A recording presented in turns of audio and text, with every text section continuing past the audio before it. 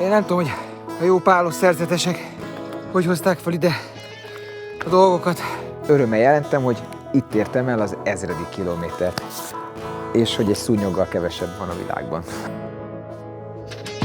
Szépen belassulunk, nincs miért, hát nem kapkodunk. Voltunk jobban bár, de nem panaszkodunk. És hiába erőlködnél, a kerülő utakon mennél. Estére itt a hely,